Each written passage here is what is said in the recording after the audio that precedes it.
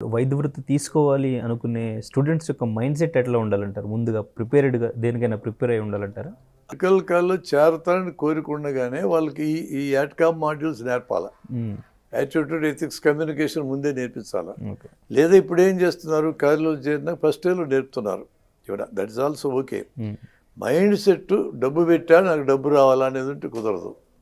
ఆ mind set ఉండాలి, అనవసరం తింటుకు రావడం. ఏదో స్థాయిలో ప్రేమ లేకుండా కుదరదు. ఉదాహరణకి పిల్లల డాక్టర్ ఉన్నాడు. హ్మ్. పిల్లలు అల్లరి చేస్తే చిరాకు పడేవాడు పిల్లల డాక్టర్ అయితే ఎట్లా?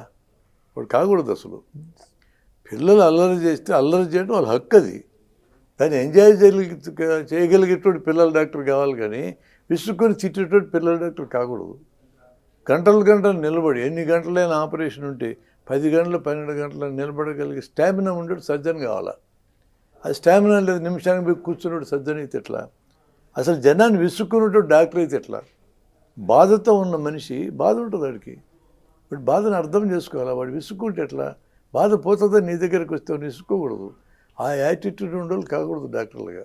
అందుకని కొన్ని వృత్తులకి కొన్ని యాటిట్యూడ్స్ కంపల్సరీ ఉండాలి.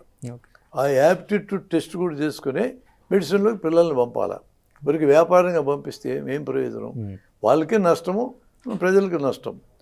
నాకు తెలిసి మా కాలంలో ఒక అతనికి మెడిసిన్ అంటే ఇష్టం లేని తెచ్చి పడేశారు ఇక్కడ. వాడు అద్భుతంగా ఇంగ్లీష్ మాట్లాడతాడు. కాలేజీలో క్రికెట్ జరిగితే కామెంటరీ అతను చేస్తాడు. అద్భుతమైన కామెంటేటర్ వాడు. వాడిని అటు పంపించి కూడా తెచ్చి మెడికల్ కాలేజీలో ఇస్తే 7 సార్లు ఫెయిల్ అయినాడు. ఏం చేస్తున్నాడు? చివరికి వదిలేసిపోయినాడు వైద్యాన్ని. ఇప్పుడు చాలామంది వైద్యం చేసినాక ఐఏఎస్ ఆఫీసర్లు అవుతున్నారు. నీకు ఐఏఎస్ కావాలని కోరుకుంటే దీంట్లో కిందకు వచ్చినవా? 6 ఏళ్ళు సావిది, 3 ఏళ్ళకి డిగ్రీ అయిపోద్ది, ఇంక 3 ఏళ్ళు నీకు ఎక్స్ట్రా టైం దొరుకుతుంది కదా ఐఏఎస్ రాయడానికి. అది యాటిట్యూడ్ సరిగా లేని కారణం. అది తల్లిదండ్రులు సరిగా గమనించుకొని తెచ్చాడు, పడేశారు. నేను కాలేజీలకు వెళ్ళి మాట్లాడేటప్పుడు పిల్లలు చెప్తారు, నాకు మెడికల్ కాదు రావాలని కోరిక లేదండి, మా అమ్మ నాన్నలు పంపించారు. ఓపెన్గా చెప్తారు.